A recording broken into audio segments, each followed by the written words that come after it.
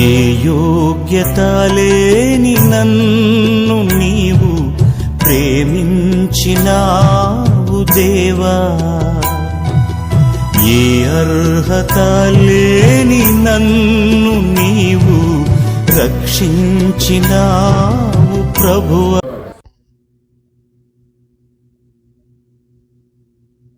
మృతులు తమ మృతులను పాతిపెట్టు కొందురు. దేవునికి స్తోత్రం చెప్పండి గట్టిగా, హల్లెలూయా. ప్రియులారా, చాలా జాగ్రత్తగా దేవుని వాక్యమును విందాం. ఈ వాక్యము ద్వారా ప్రభువే మనందరితో మాట్లాడును గాక. చెప్తారందరూ ఆమేన్. దేవుని యొక్క వాక్యములు మనము చూస్తూ ఉన్నప్పుడు యేసుక్రీస్తు యొక్క స్వార్థ ప్రయాణము మనకు కనిపిస్తూ ఉంటుంది. యేసుక్రీస్తు యొక్క స్వార్థ ప్రయాణంలో దరిదాపుగా 3.5 సంవత్సరముల కాలం ఈ స్వార్థ ప్రయాణం కొనసాగించబడినప్పుడు ప్రభుని వెంబడించినటువంటి వారు అనేక మంది శిష్యులున్నారు. అనేకులు శిష్యులుగా ఎంచబడి ప్రభువుని వెంబడిస్తూ ఉన్నారు. వెంబడిస్తూ ఉన్నప్పుడు ఈ 12 మందే కాకుండా అనేక మంది దేవునిని వెంబడిస్తూ నడిపించబడుతూ ఉన్నారు. నడిపించబడుతూ ఉన్నప్పుడు ఒక వ్యక్తి వచ్చాడండి. ఒక వ్యక్తి ప్రభు దగ్గరకు వచ్చి ప్రభుతో మాట్లాడుతూ అన్నాడు, అయ్యా, ఇది మొదలుకొని నేను నీతో ఇదిగో నడవాలి అనుకుంటున్నాను అని చెప్పాడు. అని చెబితే మనుష్య కుమారుని వెంబడించటం చాలా కష్టతరమయ్యా అని అతనికి చెప్పవలసిన రీతిలో ప్రభు చెప్పాడు. ప్రభుని వెంబడించటం అంటే ఆషామాషి కాదు. నక్కలకు బొరియలున్నాయి, పక్షులకు గూళ్ళు ఉన్నాయి. అవి తినడానికి నిద్రించడానికి సరిపడగలిగిన స్థలములున్నాయి. కానీ మనుష్య కుమారుడు విశ్రాంతి పొందడానికి స్థలమే లేదు. మరి నీవు నన్ను వెంబడిస్తే నాతో పాటు నీకు కూడా భోజనం దొరకదు, నాతో పాటు నీకు నివాసము చేయటానికి జాగా అనగా స్థలము ఎక్కడ దొరకదు. మరేం చేస్తావంటే, ఏం పర్వాలేదు, నువ్వెక్కడుంటే అక్కడే నేను కూడా చెప్పరే ఉంటాను అన్నాడు. సరే ప్రియులారా, వెంటనే ప్రభువు మరొక వ్యక్తితో చెప్తున్నటువంటి మాట ఏమిటంటే, నీవును నా వెంట రమ్మని చెప్పిన వెంటనే అతడు ఒక మాట చెప్పాడు. హల్లెలూయా. అతడు ఒక మాట చెప్పాడు. ఒకడేమో నేను వచ్చి నిన్ను వెంబడిస్తానన్నాడు. ఇప్పుడు ఈ శిష్యులుగా ఎంచబడిన వారిలోనే మరి ఒకనితో ప్రభు చెప్తున్నాడు, అయ్యా, నీవు నన్ను వెంబడించు అనంటే అతడు చెప్తున్న మాట ఏంటంటే, అయ్యా, మీరు కొంత వ్యవధి కల్పిస్తే నేను వెళ్ళి నా తండ్రిని పాతి పెట్టుకొని వచ్చేదను అన్నాడు. హల్లెలూయా. ఇప్పుడు ప్రభు ఆ మాటకి ఏం చెప్తున్నాడు? అసలు వాస్తవంగా ఏం చెప్పాలి? తండ్రి చచ్చిపోయాడు అంటున్నావు కదా, వెళ్ళి చెప్పండి, పాతి పెట్టుకోనిరా, నీకు సమయము ఇదిగో కావాలి గనుక, నీ తండ్రి చనిపోయాడు గనుక నీ వెళ్ళి నీ తండ్రిని పాతి పెట్టుకొని రమ్మని చెప్పాలి కదా. అలాగూ చెప్పకుండా ప్రభు మాట్లాడుతున్న ఆ మాట ఏమిటంటే, ఇదిగో మృతులను పాతి పెట్టుకుంటారు, నీవైతే నన్ను వెంబడించమని చెప్పాడు. దేవునికి స్తోత్రం చెప్పండి గట్టిగా. ఎదుగో మన చెప్పింది చూశారా మీకు? మొత్తం లాక్కొత్త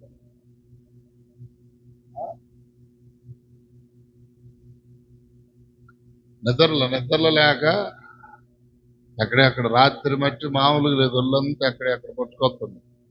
చలికి అన్నానే.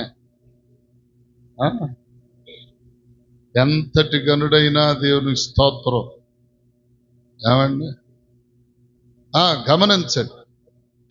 ఇప్పుడు ప్రభు చెప్పుతున్నటువంటి మాట మనం అర్థం చేసుకుంటే, అతడు తండ్రి చచ్చిపోయాడు, తండ్రిని పాతి పెట్టుకొనటం, కొన్ని వస్తానని చెప్పటం ఏమిటి? ప్రభు ఏమంటున్నాడు? మృతులను పాతి పెట్టుకుంటారు, కాబట్టి నీవు వచ్చి నన్ను వెంబడించు అన్నాడు. విచిత్రంగా ఉంది కదా ఆ మాట. ఆయన తండ్రి చచ్చిపోతే, అతడు బాధలో ఉంటే, ఈయనేంది మృతులు పాతి పెట్టుకుంటారు కదా, నీ వచ్చి నన్ను వెంబడించమంటాడేంటి?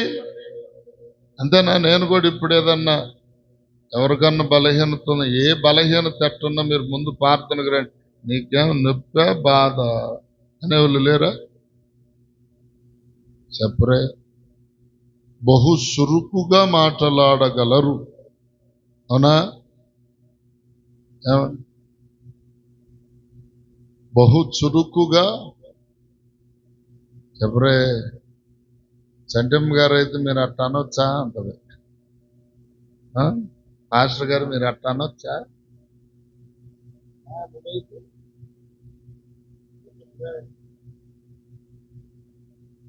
గమనించండి. ఇప్పుడు పాఠం ఏమిటంటే ప్రియులారా, చచ్చినటువంటి వారిని ఆ చచ్చిన వారే పాతి పెట్టుకుంటారు, కాబట్టి నీవు నన్ను వెంబడించు, వారి కార్యములు వారు జరిగించుకుంటారు, కాబట్టి నీవు నా పరిచర్యలో ముందుకు సాగు అని చెప్పి ప్రభు చెప్తున్నాడు. దేవునికి స్తోత్రం చెప్పండి గట్టిగా. చచ్చిన వారు పాతి పెట్టుకుంటారా? జరుగుద్ది. ఏమండి? చచ్చిన వాళ్ళు పాతేస్తారా? తీసుకెళ్లి సమాధిలో ఉలుకుల్లో దాన్ని ఏమంటారు, బరియల్ గ్రౌండ్ లో పడేసి వచ్చామనుకోండి. బరియల్ గ్రౌండ్ లో పడేసి వస్తే ఆ సమాధుల్లో ఉన్నవారు లేచి పాతేస్తారా? మరి అదేనా అక్కడ అన్న అర్థం? ఇప్పుడు ఇక్కడ ఒక చిన్న విషయాన్ని మనం గమనించాలి. వాస్తవమునకు ప్రభు తన పరిచర్య కొరకు రమ్మని చెప్పినప్పుడు, ఇదిగో ప్రియులారా, ఒకడేమో తనకు తానుగానే అయ్యా నీ పరిచర్యలో నీ వెంట ఉంటాను అని ఒకడు మాట్లాడితే, మరి ఒకడిని ప్రభు అన్నాడు నీవు నన్ను వెంబడించంటే, ఇదిగో ఇప్పుడితడు ఒక ప్రాముఖ్యమైన సాకు చెప్తున్నాడు. వాస్తవానికి అదేంటి? సాకు, నెపం. ఏంటది అంటే, మీరు సమయం ఇస్తే మా తండ్రి చనిపోయే స్థితిలో ఉన్నాడు, వృద్ధాప్యములున్నాడు, బలహీనతలో ఉన్నాడు, మంచము మీద పడి ఉన్నాడు, ఇదిగో నిన్ను వెంబడించటానికి నేను వస్తే వెనుతిరిగి రావడానికి కుదరదు. కాబట్టి ఆయన చచ్చిపోయిన తర్వాత అతన్ని పాతిపెట్టి నిన్ను వెంబడిస్తానికి వస్తానని చెప్పి ఒక నెపం చెప్తున్నాడు. ఎందుకు చెప్పరే? నెపం ఎందుకు? ప్రభు సేవలో ప్రభుని వెంబడించటానికి బాధ. ఇదిగో ప్రియులారా, దానిని బట్టే నెపం చెబుతున్నాడు. నువ్వు కొద్దిగా సమయం ఇస్తే మా నాన్న బాధ పెట్టుకొని వస్తా. ఎన్ని రోజులకి? ఆయన అక్కడ బతికే ఉన్నాడు, కర్రపోటు వేసుకొని తిరుగుతానే ఉన్నాడు, భోజనం చేస్తానే ఉన్నాడు, అన్ని చేస్తానే ఉన్నాడు. కానీ తడు చెప్పుతున్న మాట ఏంటి? నెపం. ఈ సాకుతో ప్రభుని వెంబడించటానికి వెళ్ళకోకుండా ఉండొచ్చులే. మన జీవితాల్లో కూడా ఎన్ని సాకులు వస్తాయి, అవునా కాదా? సాకులు, మాయిదారి సాకులన్నీ మనకే వస్తాయి, ఎవరికి రావు. సినిమా తీసే వాళ్ళకన్నా అంత బ్రెయిన్ ఉండదేమో. సినిమా ఏ రేంజ్లో తీయాలి, ఏ రీతిలో దాని కథ, స్క్రీన్ ప్లే మొత్తం ఎలాగు రాయాలో వాళ్ళకన్నా అంత ఇది ఉండదు. కానీ మనకిస్తే చక్కగా రాసి పెడతాం ఆ స్క్రిప్ట్ అంతా. నెపాలు చెప్పుకోవటం ఎంత చక్కగా చెప్తాం. బైబిల్లో లూకాసు వార్తలోనే 11వ అధ్యాయంలో ఇదిగో ప్రియులారా, దేవుడు ఒక ఉపమానం చెప్తూ ఏమండి, యేసు ప్రభు వారు ఒక ఉపమానం చెప్తా అంటాడు. ఆ ఉపమానములో ప్రియులారా ఏమండి, ఒక మనుష్యుడు గొప్ప విందు చేయించి అనేకులను పిలిస్తే ఏమండి 14వ అధ్యాయం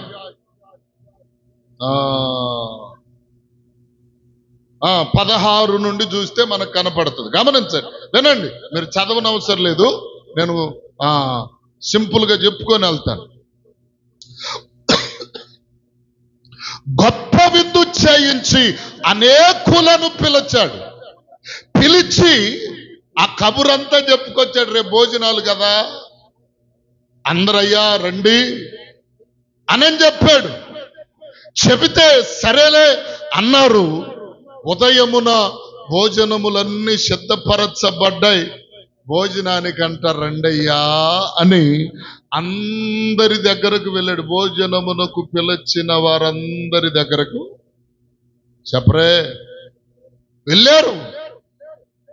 వెళితే ప్రియులారా, వారట ఏక మనస్సుతో నెపములు చెప్పసాగారు. ఏకంగా ఎట్లా చెబుతున్నాడు? అక్కడ చదవండి అమ్మా. ఒక మనుష్యుడు, ఆగండి, 18వ వచనం, అయితే ఏక మనస్సుతో నెపములు చెప్పసాగిరి. మొదటివాడు, నేను ఒక పొలమును కొన్నాను, దాన్ని చూడవలేను. ఇప్పుడు చూడండి, ఇటు చూడండి, నా వెంక చూడండి. పొలాన్ని కొనే ముందు చూస్తారా, చూసి పొలాన్ని కొంటారా, చూడకపోయిన పొలాన్ని కొంటారా? చూసి కొంటారా, చూడకుంటారు? చూసే కొంటారు, అంతేనా?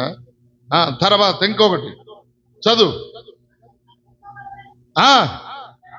వేడుకొనుచున్నాను మరి ఒకడు, నేను 5 జతల ఎడ్లను కొని ఉన్నాను, వాటిని పరీక్షింపవెళుతున్నాను. ఇది కూడా చిత్రమే కదా. పరీక్షించి కొంటారా? కొన్న తర్వాత పరీక్షిస్తారా?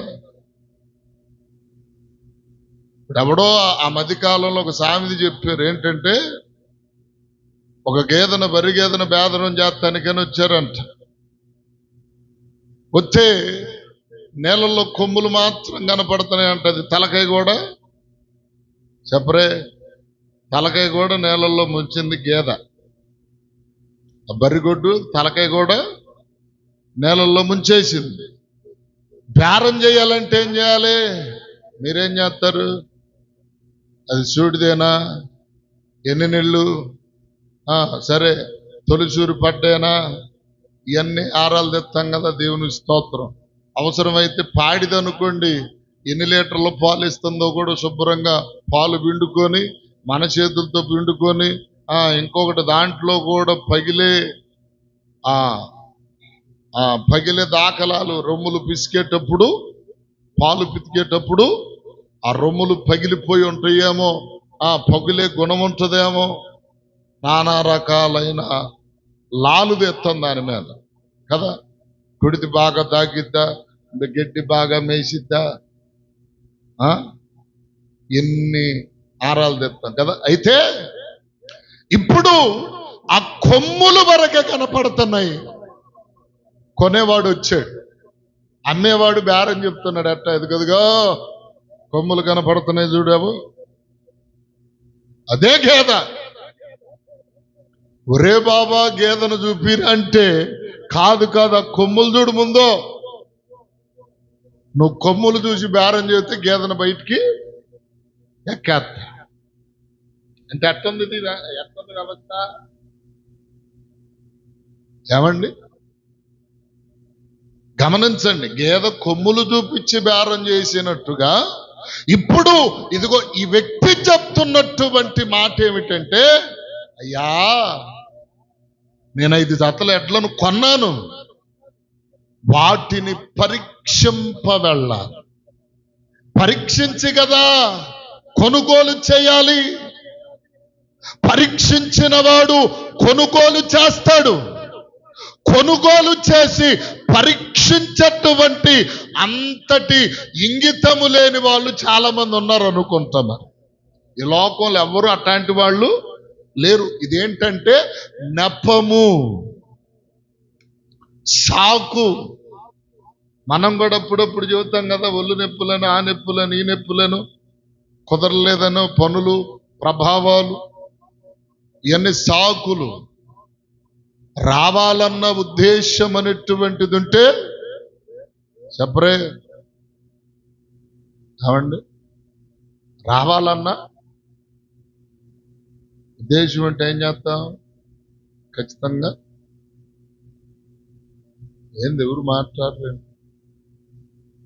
రావాలన్న ఉద్దేశం అనేది ఉంటే రావాలి. వెళ్ళొచ్చులే అనుకుంటే వస్తావు, కానీ ఏదో ఒక టయానికి వస్తావు. వెళ్ళకపోతే ఏమైందిలే అంటే, నాకు అసలు ఇందాక ఒక మంచి థాట్ వచ్చింది. ఇందాక అటు ఇటు చూస్తే ముగ్గురే కూర్చొని ఉన్నారు. రేపు వారం నాకు కూడా ఏదన్నా పని ఉందని చెప్పి వెళ్దాం. నిజం. సరే గమనించండి, ఇప్పుడు ప్రియులారా నెపములు చెప్తున్నారు. అట్లాగే ఇప్పుడు ఈ వ్యక్తి కూడా నెపం చెప్తున్నాడు. నా తండ్రిని పాతి పెట్టుకొని వస్తాను, పాతి పెట్టిన తదుపరి వస్తాను అని చెబితే ప్రభు అన్నాడు, చచ్చిన వారిని మృతులు పాతి పెట్టుకుంటారు, నీవైతే మొదట నన్ను వెంబడించు. స్తోత్రం చెప్పు గట్టిగా, నన్ను వెంబడించు. మృతులైన వారే మృతులను పాతి పెట్టుకుంటారు, కాబట్టి నీవు నన్ను వచ్చి వెంబడించు అన్నాడు. గమనించండి ప్రియులారా, ఇక్కడ ప్రభువు చెప్పినటువంటి మాటలో ఉన్న ఆంతర్యమును మనం ఆలోచన చేస్తే నిజంగా మన జీవితాల్లో ఒక విశేషమైన అనుభవమును కలిగి ఇదిగో దేవుని సన్నిధిలో నడిపించబడతాం. అట్టి కృప దేవుడు మనకిచ్చునుగాక. చెప్పండి ఆమేన్. ఏమండి, ఇప్పుడు మృతులు అయినటువంటి వారు మృతులను పాతి పెట్టుకుంటారు. ఇప్పుడు వాక్యములు మనము చూస్తే మృతులు అయినటువంటి వారు 2 రకాలైన మృతులు ఉన్నారు. 2 వర్గాలకు చెందిన మృతులున్నారు. ఏమండి, ఒకటి శరీర సంబంధమైన ఇదిగో మరణము పొందిన వారిని మృతులు అంటారు. మొదట వారెవరో చెప్పండి. శరీర సంబంధముగా ఎవరైతే మరణిస్తారో వారిని మృతులు అంటారు. ప్రియులారా, రెండవదిగా ఆత్మ సంబంధమైన మరణం ఉంటుంది. ఈ ఆత్మ సంబంధమైన మరణమును పొందిన వారిని కూడా వాక్యం అంటుంది వారు కూడా మృతులే. స్తోత్రం చెబుతారు గట్టిగా. ఎవరు వీళ్ళు? మరి వీళ్ళకి తేడా, ఇద్దరు చచ్చిన వాళ్ళే. ఇద్దరు ఏమండి, మనం అంటాం కదా అప్పుడప్పుడు, రే చచ్చినవాడా. ఆడవాళ్ళని ఎట్ట అంటారు నాకు అర్థం కాదు. రే చచ్చినవాడా అని మగవాళ్ళని అంటారు కదా. ఒక్కొక్క అమ్మ భర్తను కూడా చచ్చినోడు సావనన్నా చెప్పరే. ఆడు చచ్చిన తర్వాత మొత్తం ఆ గట్ల మీద గిడ్డి పీక్కొని తినిద్దేమో నాకు అర్థం కాదు. దేవునికి స్తోత్రం. ఇప్పుడు ఇదొకటి వచ్చిందిలేండి. ఏదో తెలుసా, చంద్రబాబు విధవరాళ్ళ పెన్షన్ అని ఇస్తున్నాడు కదా. పెన్షన్ వచ్చింది నేను బతకలేనా అన్న తేమ ఎక్కువైపోయింది ఆడవాళ్ళకి. అవసరమైతే ఫుట్బాల్ తిన్నట్టు అంటున్నారు ఆడవాళ్ళు మొక్కలు కొంతమంది. అదేమంటే బాకురాలు అన్ని కొంచెం జంజమతంగా నెత్తున్నాడు. ఏమంటే దేవునికి స్తోత్రం కలుగును గాక. గమనించండి. చచ్చినోడు అంటే మరి ఆడవాళ్ళని ఎట్ట అంటారు. నాకు చచ్చిన నాకు ఆటలు మాట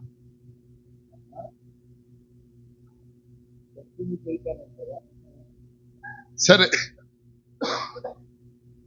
గమనించండి. ఇప్పుడు రెండు రకములైన మరణములు ఉన్నాయి. ఒకటి శరీర సంబంధమైన మరణం.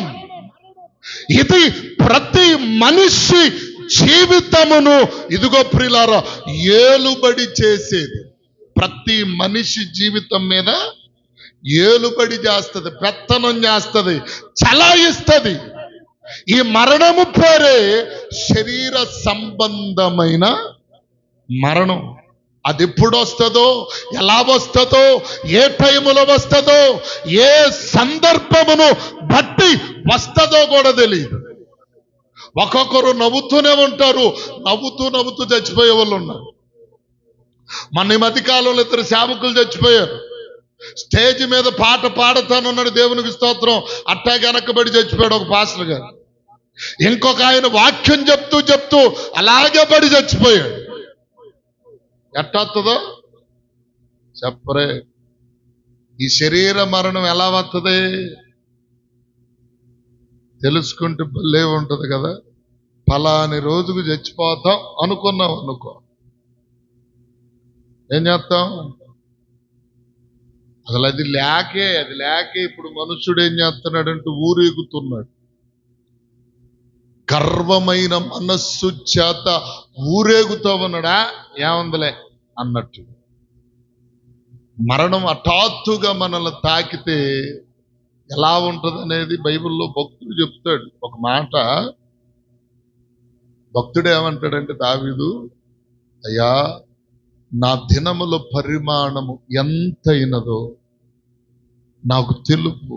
సమాధి నొద్దకు నేను దినము గడిచే కొలది ఎంత దగ్గర చేస్తున్నావో నాకు తెలుపయ్యా అని తెలిపాడు దేవుడు. ఇదిగో దావీదు బెత్తెడంత ఎంత బెత్తెడు అంటే ఎంత చెప్పరే? 4 ఏళ్ళు. ఈ బెత్తిడంత జీవితంలో కొంతమంది పడే బడాయి ఉంటుంది చూశారు. ఇలా బడాయి పాడైపోను, దేవునికి స్తోత్రం.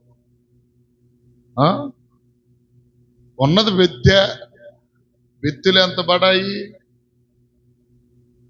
ఉంటుంది కొంతమందికి, లడాయి కూడా ఉంటుంది కొంతమందికి. అవునా కాదు? బడాయి ఏంటి? బెత్తిడంత జీవితంలో బడాయి. ఏమండి, ఈ బడాయి అనేటువంటి దానికి ముందుగా దేవుని వాక్యం చెప్తున్న మాట ఏంటంటే, బెత్తెడంత సమాధి నొద్దకు నీవు బెత్తెడంత అంటే ఈ సమాధికి మనకెంత వ్యత్యాసం ఉందంటే 4 ఏళ్ళు. ఈ 4 ఏళ్ల చరిత్ర మనం ఆలోచన చేస్తే ఇదిగో ప్రియులారా 4 రకాలైనటువంటి ఏమండి అంశములకు దాన్ని ఏమంటారు అది రావటం దాన్ని నీ జీవితములో దశలుగా 4 దశలుగా కనిపిస్తుంది. ఈ 4 దశల్లో నీవెలా ఉండాలో, ఏం చెయ్యాలో, ఏ విధంగా నడవాలో దాన్నంతటి నేర్పేదే ఈ బెత్తెడంత జీవితం. ఈ బెత్తెల్లో అవన్నీ నేర్చుకోబోయే బదులు బడాయి ఎక్కువ, అదిరిపాటు ఎక్కువ నేర్చుకుంటాం మనం. దేవునికి స్తోత్రం కలుగును గాక. చెప్పండి హల్లెలూయా. గమనించండి ప్రియులారా, ఇప్పుడు మృతులను పాతి పెడతారు. అయితే ఇదిగో ప్రియులారా, శరీర సంబద్ధమైన మరణము అందరినీ ఇదిగో ఏలుబడి చేస్తుంది. ఇది ఎవరికి ఎప్పుడు ఎలా వస్తుందో తెలియదు. ఏమన్నా అందుకనే ప్రసంగి భక్తుడు 12వ అధ్యాయం 7వ వచనములు అన్నాడు, మన్నైనది వెనుకటి వలె మన్నుకు చేరును, మరలా ఆత్మ దాని దయచేసిన దేవుని యొద్దకు పోవును. స్తోత్రం చెప్పండి గట్టిగా.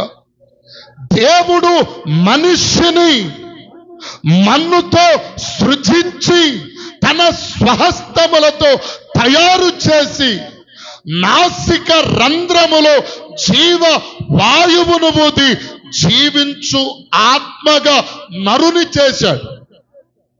నరుని చేస్తే ఈ నరుడు జీవించువానిగా మార్చబడ్డాడు. మార్చబడిన ఈ వ్యక్తి ఇదిగో ప్రియులారా మరణము ద్వారా మరలా మంటితో చేయబడ్డాడు గనుక మరలా మంటికి మన్నుగా అప్పగించబడిపోవాలి. ఏమండి ఒక పాట ఉంది, మన్నే గదయ్యా మన్నే గదయ్యా. ఇదంతా చెప్పరే.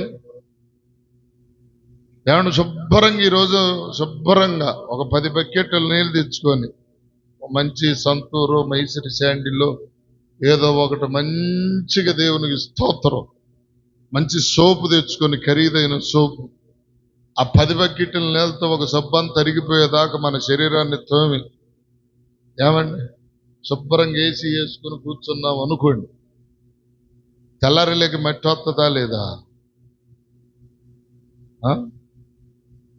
వస్తుంది. ఏం పని చేయవు అసలు, ఇంట్లో ఏసీ కింద కూర్చో మళ్ళా తెల్లారి. ఏమండి ఈ సబ్బులతో మన శరీరం అనే మట్టిని ఏం చేస్తున్నావు చెప్పరే, అరగదెత్తున్నాం. గమనించండి ప్రియులారు, ఇప్పుడు ఆ మంటి చేత నిర్మించబడిన మనుష్యుడు మరలా మంటికి చేర్చబడుతున్నారు. ఇది సహజంగా ప్రతి వాని జీవితములో, నరులందరి జీవితంలో వచ్చేటువంటి మరణం. దేవునికి స్తోత్రం కలుగును గాక. అది ఎలాగైనా రావచ్చు, జబ్బు చేసి చనిపోవచ్చు, ప్రమాదశాత్తు చనిపోవచ్చు, వృద్ధాప్యము వలన చనిపోవచ్చు. ఇదిగో ప్రియులార దిగులుతోనో ఆలోచనతోనో రకరకములైన కార్యములను బట్టి చనిపోవచ్చు. ఇది శారీరకమైన మరణం. కానీ ఈ శారీరకమైన మరణమును గురించే అదే దావీదు భక్తుడు 30వ అధ్యాయం చూడండి ఒక మాట. 30వ అధ్యాయంలో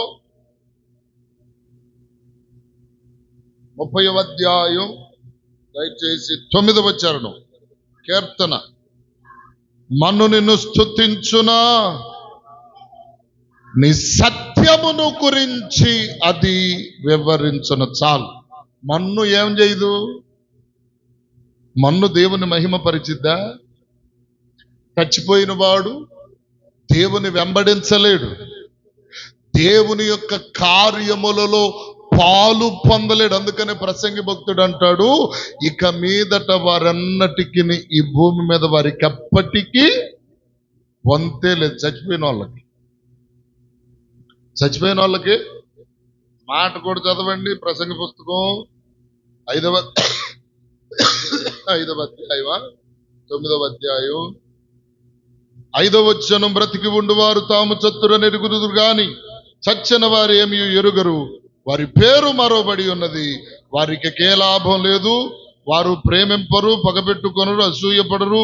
సూర్యుని క్రింద జరిగేటువంటి ఏ విషయంలో కూడా వారికి అప్పటికి వంతు లేదు. వీళ్ళు దేవుణ్ణి స్తుతిస్తారా అంటే చచ్చిన వాళ్ళు దేవునిని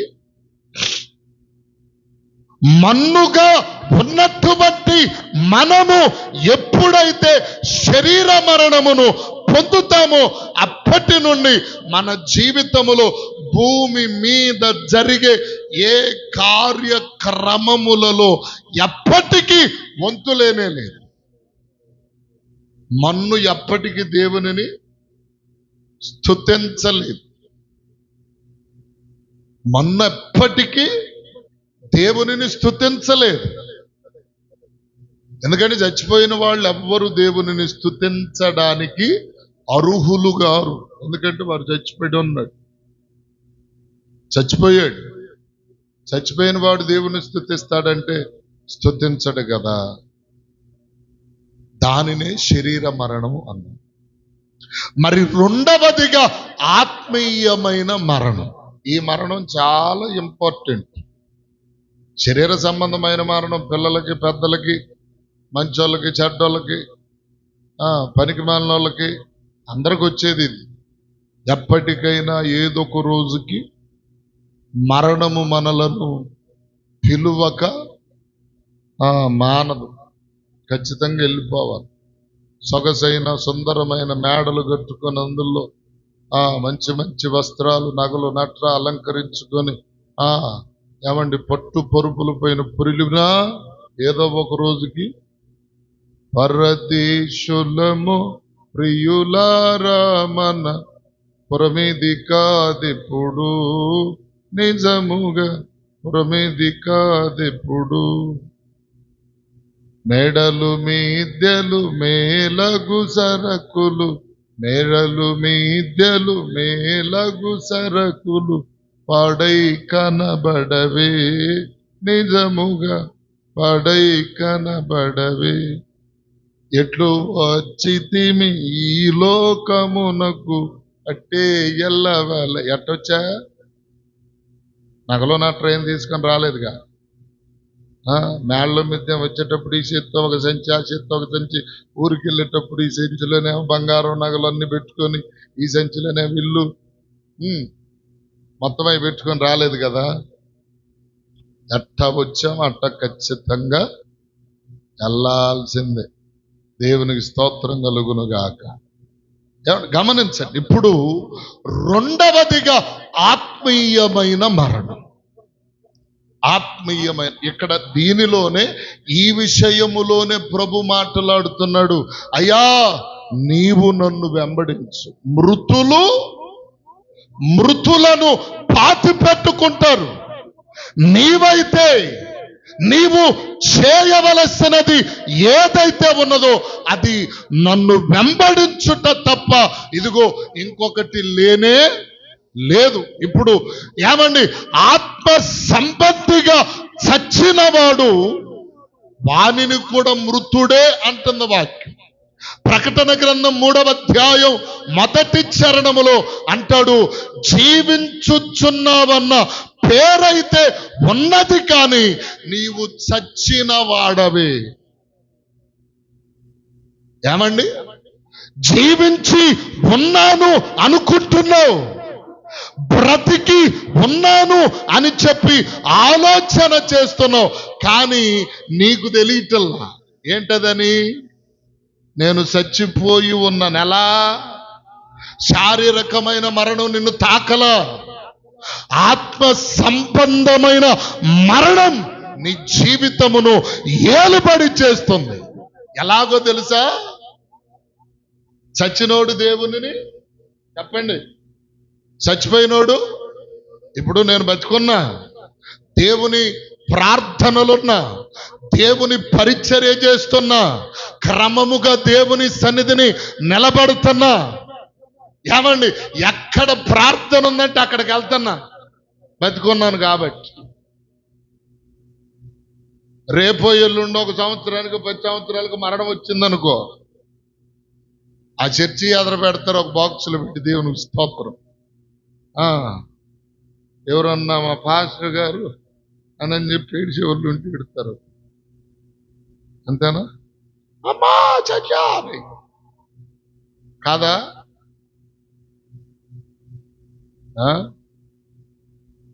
హల్లెలూయా. ఎట్లాంటి మాటలు, కొన్ని మాటలు వింటూ ఉంటాం. ఒకసారి కాళ్ళు ఆపరేషన్ చేస్తే ఆశ్రమ గారి దగ్గరికి ఒక ఆమె వచ్చింది.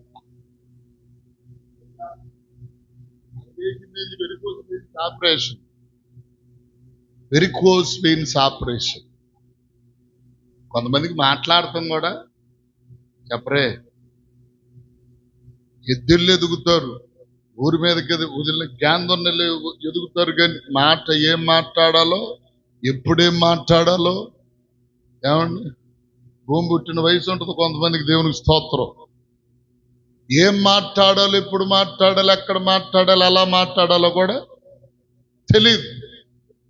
వచ్చింది ఏం మాట్లాడాలి, అమ్మాయి సంజ ఏం మాట్లాడాలమ్మా, బాగుందమ్మా, పర్లేదులే, తగ్గిపోద్దులే, దేవుడు ఉన్నాడు, దేవుడే చూసుకుంటాడులే అని చెప్పారు. నీకు ఎంత కష్టం వచ్చింది, ఎవరు నీ కష్టం పాడుగా, నాకేం కష్టం వచ్చింది?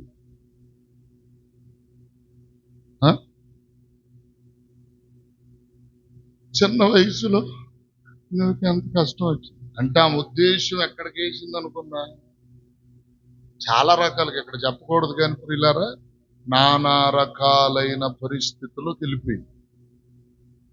చిన్న వయసు నీది, భర్త కట్లయింది, భార్యాభర్తల విషయంలో నువ్వు ఎలా ఉంటావో, నీ జీవితం పాడైపోయింది, నానా రకాలుగా మాట్లాడు. దుర్మార్గాలు కట్టేసి పెట్రోల్ పోయిపోయావా అన్నా నేను. ఎందుకు? ఇక్కడ కాదు, ఎక్కడోళ్ళు కాదులే, దేవుని స్తోత్రం. మీరు అనుకుంటారు కొంతమంది కోపంగా చూస్తున్నారు. హల్లెలూయా చెప్పండి, హల్లెలూయా.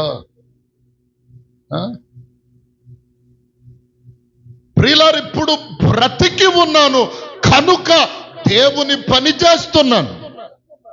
దేవుని పని ఎక్కడ, ఎప్పుడు, ఏ రీతిగా ఉన్నా సరే దానిలో ఏమండి రాజీ పడే పని లేదు. అది దేవుని స్తోత్రం. అందుకని నేనేమై ఉన్నాను చెప్పరే, సజీవంగా ఉన్నా. సజీవులు సజీవులే కదా. అదే కీర్తనలో 30వ అధ్యాయంలో ఏమంటే 19వ వచనంలో అంటాడు, సజీవులు సజీవులే కదా నిన్ను స్తుతించేది. ఎవరు స్తుతిస్తారు?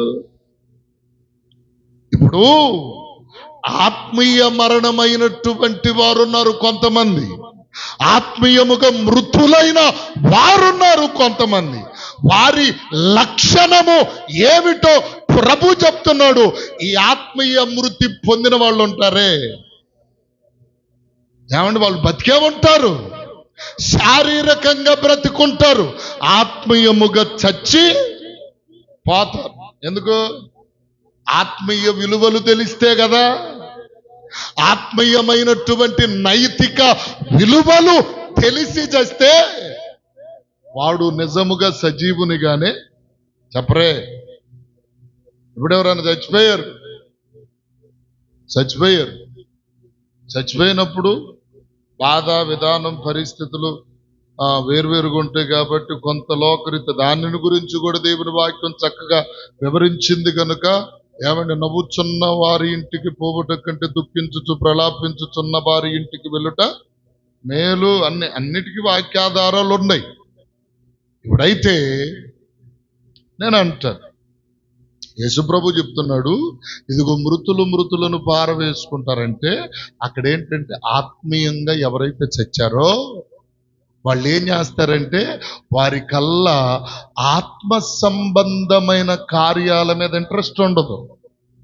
దేవుని పని మీద ఆలోచన ఉండదు, దేవుని కార్యాల మీద అసలు శ్రద్ధే ఉండదు. వీళ్ళే చచ్చిన వాళ్ళు, అసలైన చచ్చిన వాళ్ళు.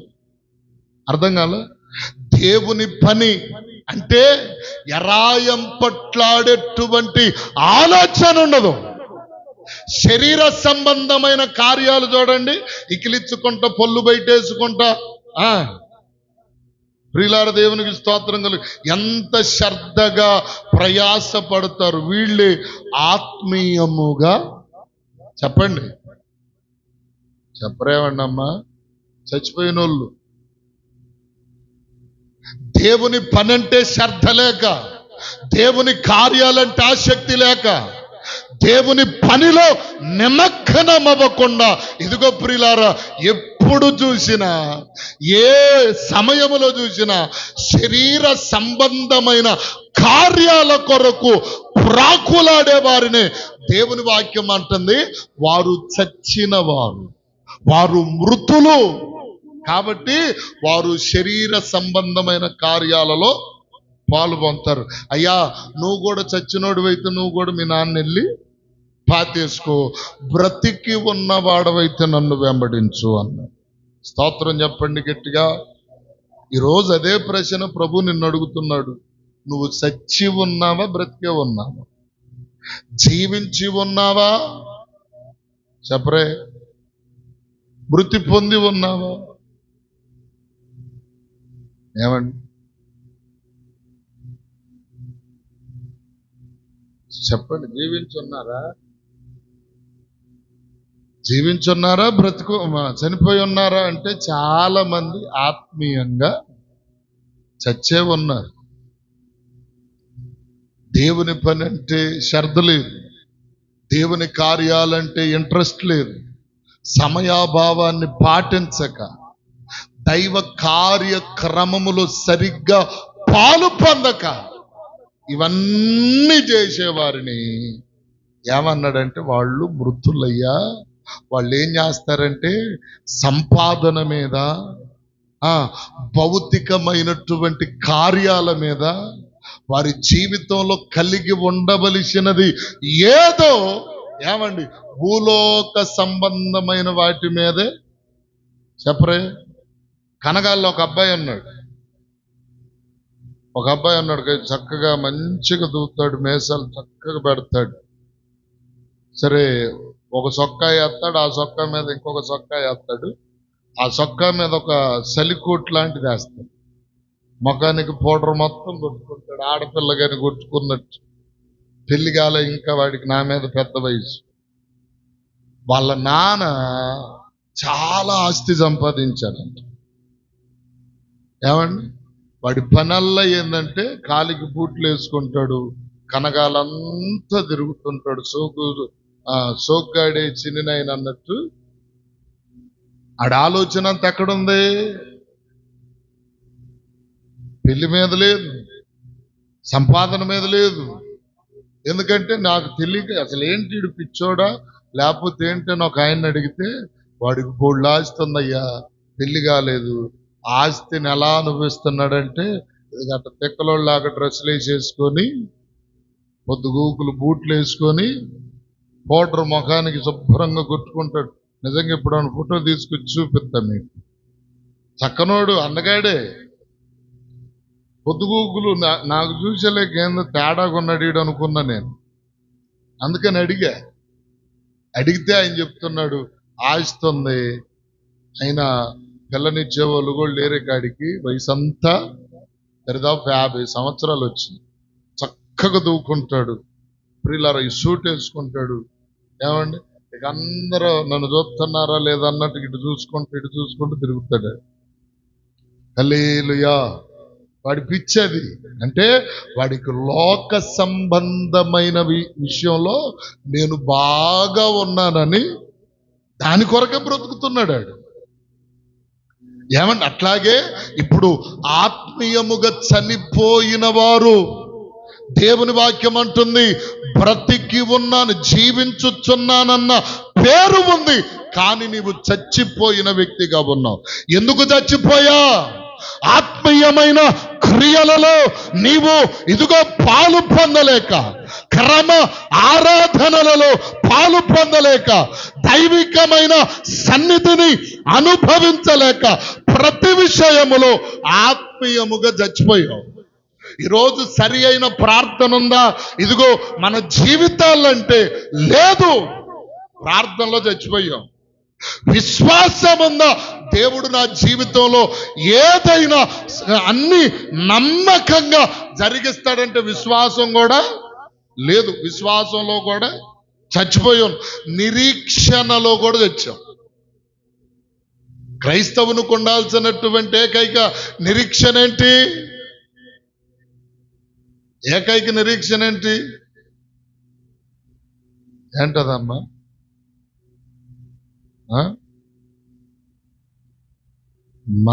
మన ప్రభువైన యేసుక్రీస్తు రెండవ రాకడలో వస్తాడు. ఆయనతో పాటు మనల్ని తీసుకొని వెళ్తాడు. ఇదే కదా మన నిరీక్షణ. యుగాలు ఆయనతో మనం నివాసం చేస్తాం. ఇది నిరీక్షణ. నిరీక్షణ కూడా లేదా? ఏమి వెళ్తాంలే, అబ్బో అబ్బా హల్లెలూయా, అంతే కదా. మరి ఏం వెళ్తాం? నిరీక్షణ లేదు, విశ్వాసం లేదు, పట్టుదల లేదు.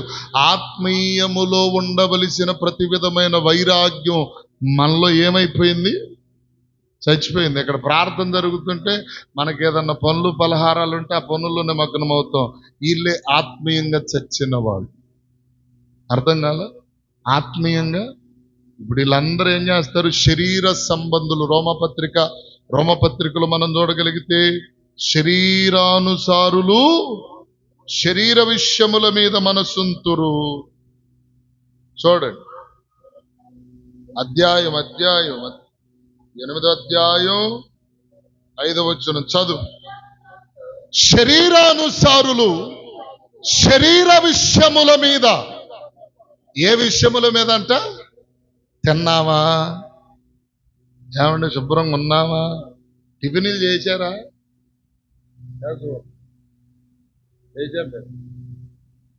టీలు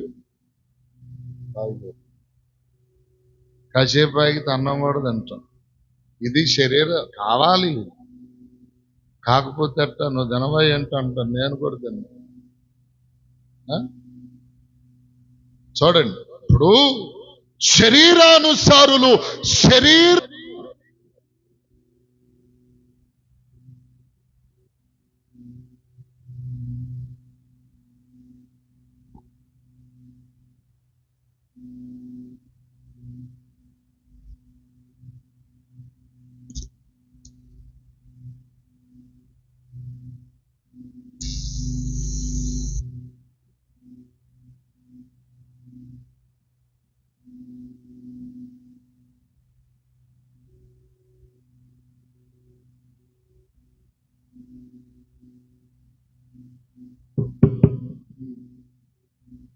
చూడండి, శరీరానుసారమైన మనస్సు ఏంటి?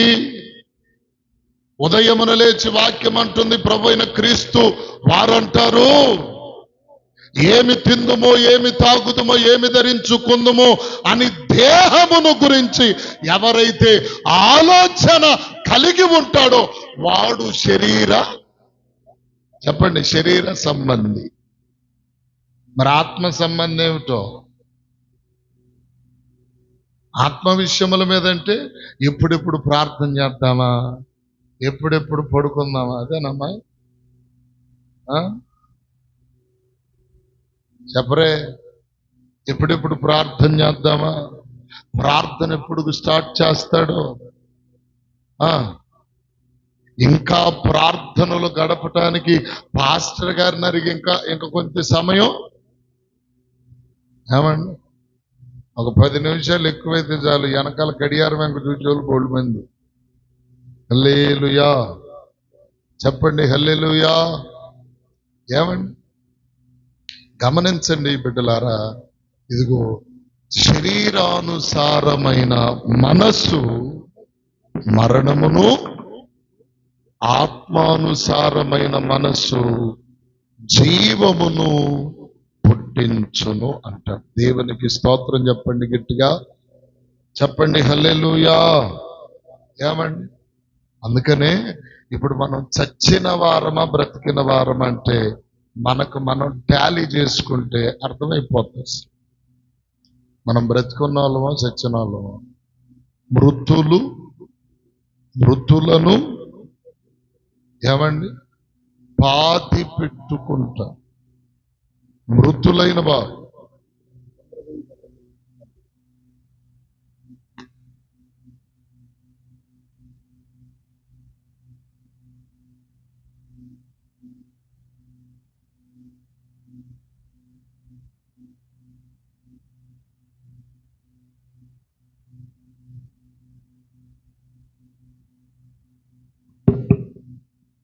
దేవునికి స్తోత్రం. హల్లెలూయా.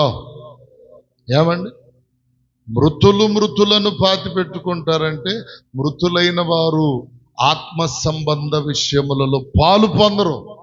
వీళ్ళే ఆత్మ సంబంధమైన మృతులు. అందుకనే యెషయా గ్రంథములో కూడా 38వ అధ్యాయంలో హిజ్కియా భక్తుడు మాట్లాడుతూ ఒక్క మాట చదవండి, ముగించేసుకుందాం.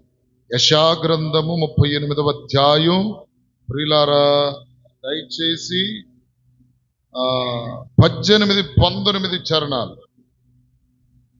యెషయా పాతాళమున నీకు స్తుతి కలుగదు, మృతి నీకు కృతజ్ఞతాస్తుతి చెల్లింపదు. సమాధిలోనికి దిగువారు నీ సత్యమును ఆశ్రయించరు. సజీవులే కదా నిన్ను స్తుతించుదురు. దేవునికి స్తోత్రం చెప్పండి, గట్టిగా చెప్పండి హల్లెలూయా. ఈరోజు సజీవుడు అంటే ఎవరు అంటే క్రీస్తుని, మన నిజ దేవుడైన రక్షకుడైన క్రీస్తుని ఎవడైతే వెంబడిస్తాడో. వెంబడించటం అంటే ఎట్లా? ఇప్పుడు అతనితో చెప్పాడు, అయ్యా నేను వెళ్ళి నా తండ్రిని పాతి పెట్టుకొని వస్తానంటే చచ్చిపోయిన వాళ్ళు పారేసుకుంటారులే బాబు, నువ్వు నా ఎమ్మట నోరు మూసుకొని చెప్పు. పొదుగోకులు నీ పనులే, నీ ఇల్లే, నీ జీవితమే, నీ పిల్లలే, నీ భార్యనే, నీ భర్తే, ఇదిగో నీ పనులే తప్ప వేరొక పని లేకుండా ఉండేవాళ్ళని అన్నాడు. ఏమని? చచ్చిపోయిన వాళ్ళని. అది దేవుని పనున్నా నీ పనికి ఇంపార్టెంట్ ఇస్తున్నావే. దేవుని పరిచర్య ఉన్నా నీ పని కంటే ఎక్కువ కాదనుకుంటున్నావే. వాళ్ళు ఆత్మ సంబంధమైన మరణమును పొందినవాడు. అదే ఎన్ని పనులున్న దేవుని వెంబడించటానికి నీవు ఆశ కలిగి దేవుని వెంబడిస్తే దానినే దేవుడు అంటాడు, నీవు సజీవుడవే. దేవునికి స్తోత్రం కలుగునుగాక. నువ్వు ఇప్పుడే కాదు ఎప్పటికీ సజీవుడవే. ఎక్కడున్నా సజీవుడవే. ఈ భూమిని విడిచిపెట్టిన సజీవుడుగానే ఉంటావు. ఎందుకు తెలుసా? యుగాయుగములు ఆయనతో ఉండడానికి నీకు దేవుడు అవకాశం ఇస్తున్నాడు. అందుకనే దీపముండగానే ఇల్లు చక్కబెట్టుకొనమన్నట్టుగా మన ఆత్మీయ జీవితంలో రక్షించబడ్డాం. దేవుని కృపలో ప్రియులారా ఇదిగో ఆత్మీయంగా నడిపించబడడానికి సిద్ధపడ్డాం. ఈ సిద్ధపడిన ఏమండి మనలో ఆత్మ సంబంధమైనటువంటి క్వాలిటీలు ఉండవలసిన మనలో ఏమండి మృతమైనటువంటి క్వాలిటీస్లోనికి వెళ్ళిపోయామనుకో మనం ఎప్పటికీ చచ్చిన వాళ్ళము. నిన్న ఒక మాట జరిగింది. ఏంటది? ఆది గారు ఒక మాట అడిగారు, అందరూ చేతులు ఎత్తమని అడిగారు. గుర్తుందా? బతికినోళ్ళు బాప్తీసం తీసుకున్న వాళ్ళు ఎంతమంది వెళ్తారంటే మనకు విశ్వాసం ఉందా లేదా? కొంతమంది ఎత్తారు, నేను వెళ్తాను.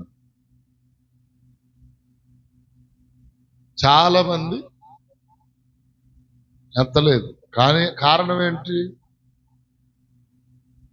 ఆ? కారణం ఏంటి? పౌలు భక్తుడు తిమోతికి చెప్తాడు, తిమోతి, నా కుమారుడా తిమోతి, నీకు అప్పగింపబడిన పని బాధ్యత కలిగి నువ్వు చెయ్యి. అర్థం కాల? నమ్మకంగా చెయ్యి, నిస్వార్థంగా చెయ్యి. ఆ పని చేస్తే ఏమండి, ఆయన ఎదుట ధైర్యముగా నిలబడగలిగిన అధికారం వస్తుంది. స్తోత్రం చెప్పండి గట్టిగా. ఇప్పుడు మనకు అప్పగింపబడింది మనకు పని. ఏ పని? దేవుని పని. మనలో నమ్మకం లేదు, చెప్పరే ఏమండి? అప్పగింపబడిన పనిలో బాధ్యత లేదు. బాధ్యత ఎవరికన్నా ఉందా? పొద్దున్న మీ ఇంట్లో బాధ్యతలు నెరవేరుస్తున్నావు.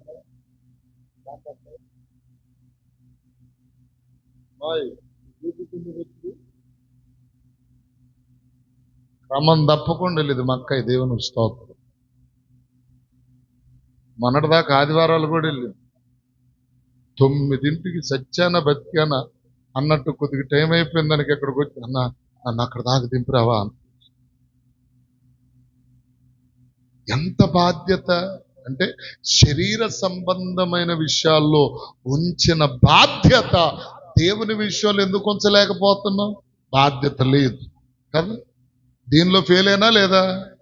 బాధ్యత లేదు కాబట్టి ఫెయిలే. మరి ప్రార్థన ఉన్న మనలో ఒప్పర మీటింగ్లు వేసుకున్న ఉపన్యాసాలు చెప్పమని దేవునికి స్తోత్రం. గంటల గంటల ఆ బల్లలు ఇరిగిపోయినా సరే లేకపోరు అక్కడి నుంచి.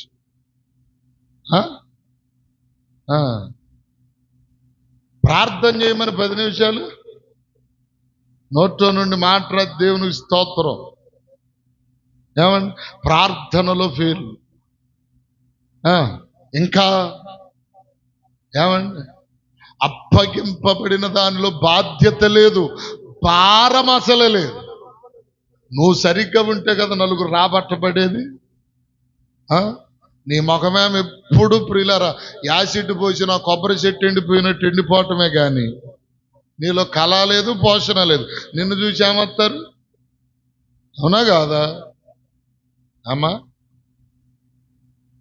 నిన్ను చూసి ఇంకేమో నువ్వేమో బయలుదేరే ఆరాధన పెట్టేది 11 గంటలకైతే బయలుదేరేది 12:30కి. అబ్బో ఏమై వెళ్తుంది 12:30కి, మనం ఇంకెందుకులే. హల్లెలూయా.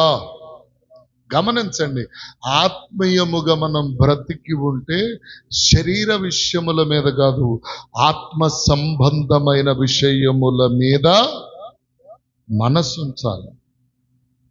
మనసుంచిన వాళ్ళు ఏం చేస్తారంటే వారు సజీవులు అన్నారు. దేవునిని స్తుతించువారు ఎలాగూ స్తుతిస్తారు అంటే ప్రియులారా, ఇదిగో వారు దేవుని వాక్యంలో ఇంకా చాలా విషయాలు ఉన్నాయి. అక్కడ అంటాడు ప్రియులారా, గాఢాంధకారపు లోయలలో గుండా వారు ఏం చేస్తున్నారంటే దేవునిని స్తుతిస్తూ వెళుతున్నారు. ఏమండి, దేవుని స్తుతించుటలో విసుక్కక ఏమండి, మృతి చెందిన వాళ్ళైతే స్తుతించేవాళ్ళు కాదు. కాబట్టి మనము మృతమైనటువంటి మృతులుగా లేము. ఏమండి, శరీర కార్యములలో స్పష్టంగా ఇదిగో ఆ శరీర సంబంధమైన కార్యములలో పాలు పొందేవారిగా లేము. కాబట్టి మనం మృతులము కాదు. ప్రభువా నేను సజీవుడనే, నేను నిన్ను స్తుతించుచు ఉన్నటువంటి వ్యక్తినే, సజీవుడనయ్యుండి నిన్ను స్తుతిస్తున్నానని దేవునికి చెప్పగలిగిన ఆ ఆధిక్యత మన జీవితంలోనికి రావాలి. రానంత కాలం మనం ఎట్లాంటి వాళ్ళం చెప్పరే? మృతులం. కాబట్టి అలాంటి మృతమైన స్థితిలో ఉండక దేవుని సన్నిధిలో ప్రియులారా దేవునిని స్తుతించు ప్రజలుగా, ఆయనను కొనియాడేటువంటి వ్యక్తులుగా, ఇదిగో ఆత్మ సంబంధమైనటువంటి వరములతో నింపబడి దేవుని మహిమ కొరకు, ఆయన నామ ఘనత కొరకు నడిపించబడే వ్యక్తులుగా మనమందరం ఉందాం. అట్టి కృప బాధ్యత దేవుడు మనందరికిచ్చునుగాక.